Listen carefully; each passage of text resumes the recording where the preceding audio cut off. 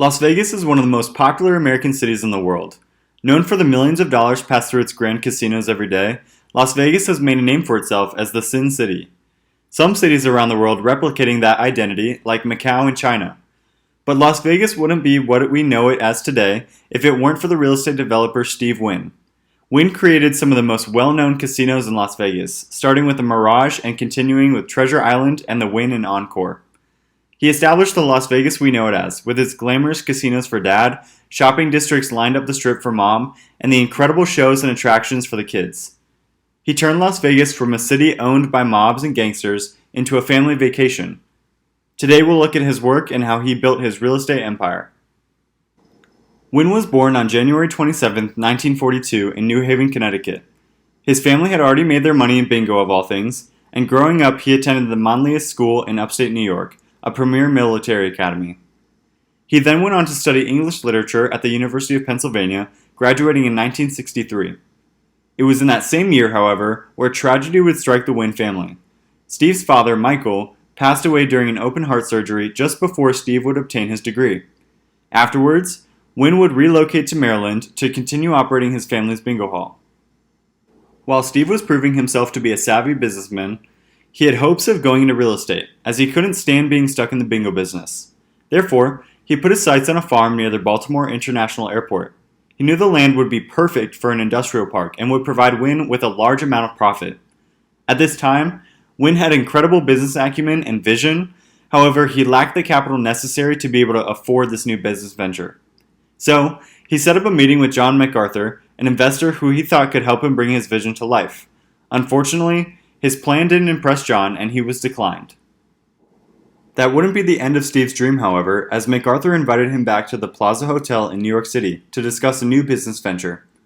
MacArthur liked Wynn's spirit and knew he had an eye for business, so he asked Steve about a new opportunity in Las Vegas. An insurance company had been trying to offload a casino called the Last Frontier, and while no one wanted to buy it, MacArthur and a group of investors wanted to lease it from them. So MacArthur offered for Steve to go out to Las Vegas as one of the lessees to manage the casino. Steve had heard all about the tales of Sin City and the amount of money one could make by owning a casino. It didn't take much convincing, and he was already on his way in 1967 to make his mark in Nevada. At the Last Frontier, Steve was the slot and assistant credit manager of the casino. He would eventually meet E. Perry Thomas, the owner and chairman of the Bank of Las Vegas. In a conversation with him, Thomas suggested that his friend and fellow businessman Howard Hughes had set his sights on acquiring the Last Frontier. After revealing the price Hughes was willing to pay, Steve went back to the shareholders and convinced them to sell. This would prove to be Wynn's first profitable transaction. Now that he was out of partially owning the Last Frontier, Steve was convinced by E. Perry Thomas to get into the alcohol distribution business. He set up distribution hubs in Las Vegas and Reno, the state's two biggest cities. His dream of being a real estate developer still lingered in the back of his mind. Therefore, in 1972, Wynn was able to purchase land on the Strip, right next to Caesar's Palace. The illustrious casino, built and owned by Jay Sarno, hadn't owned the land next to it, and while they tried to acquire it from Howard Hughes, the price was too high. However, since Wynn had a personal connection to E. Perry Thomas, Howard's closest friend, he was able to convince Howard to sell it to him for only $1 million. Once Steve had owned the land, he announced he was going to make a new hotel and casino called Gangland, as a nod to Las Vegas' notoriety as a mob town. Once Caesar's Palace heard of this idea, they couldn't let it happen. At the time, Caesar's Palace was the epitome of luxury on the Strip.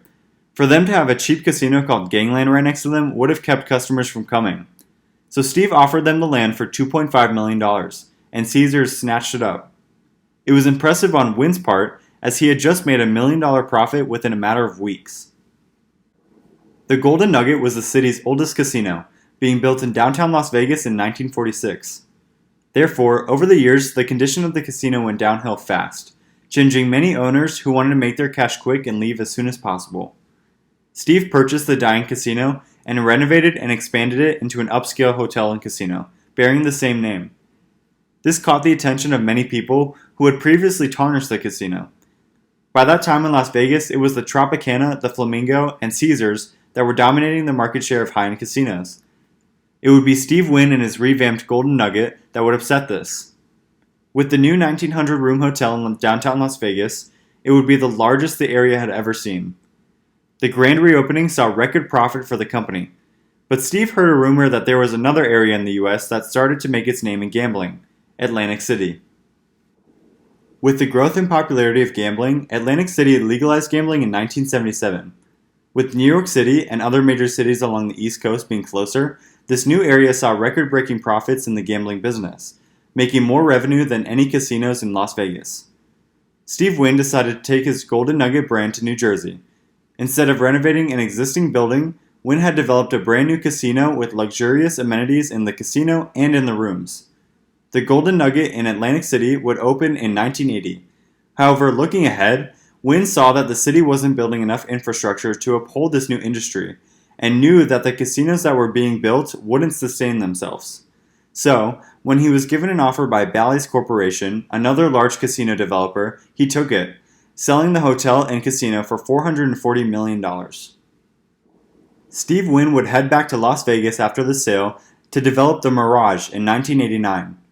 Wynn had acquired land throughout the 70s and 80s from the Hughes estate, after Howard Hughes had died, to be able to build more casinos. With his newly made $440 million, Wynn wanted to build a casino that would bring back Las Vegas. Vegas had seen a slump in the 80s as many people began to notice the worsening conditions of many of the casinos on the Strip. So, Wynn wanted to build a new casino that was unlike anything else. He planned a 3,000-room casino with a tropical theme. At the time, it was the largest investment ever made in Las Vegas, ultimately costing Wynn $600 million.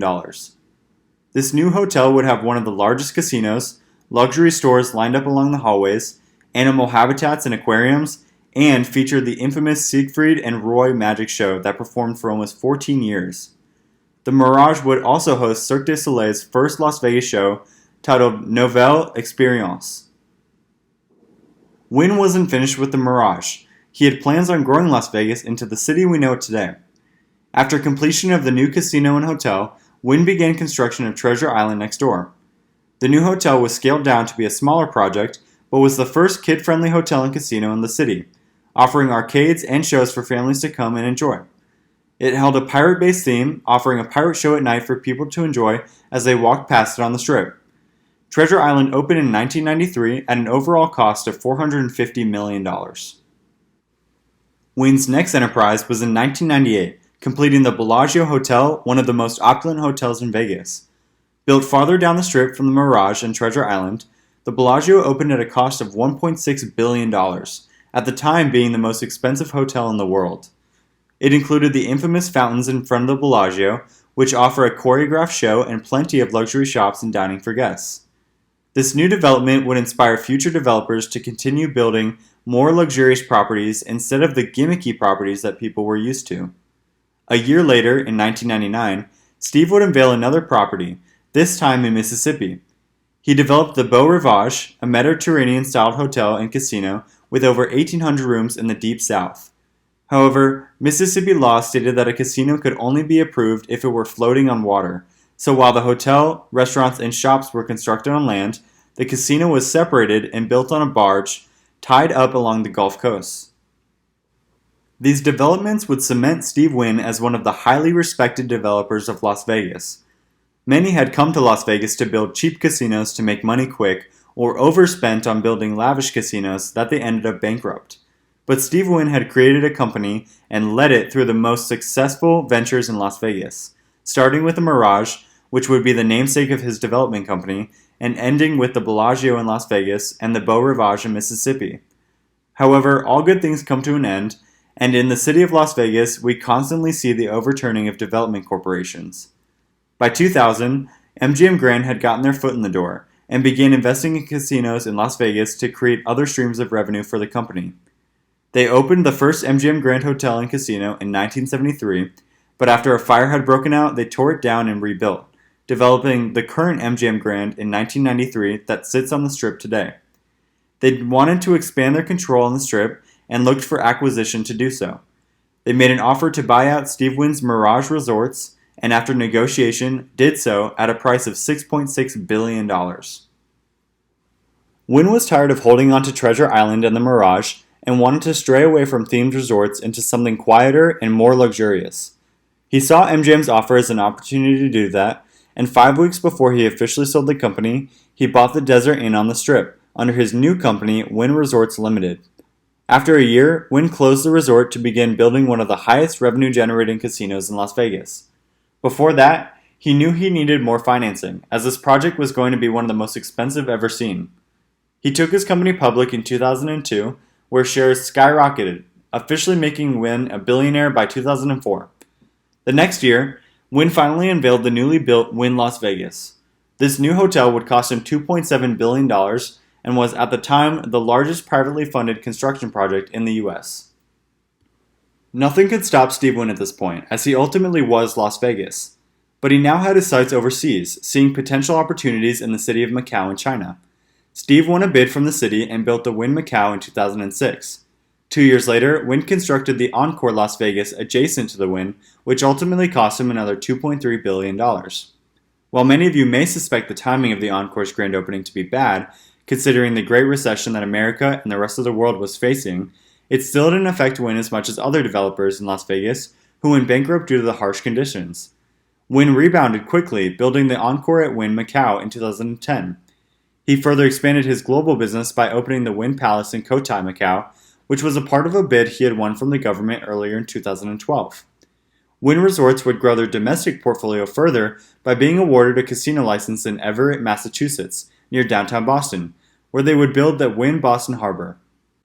As you can see, Steve Wynn continued his dream of being a real estate developer, specifically developing hotels and casinos, and has opened numerous profitable casinos around the world. He officially retired from the business in 2018 as he stepped down from Chief Executive Officer of Wynn Resorts after numerous sexual misconduct allegations were made against him by several employees.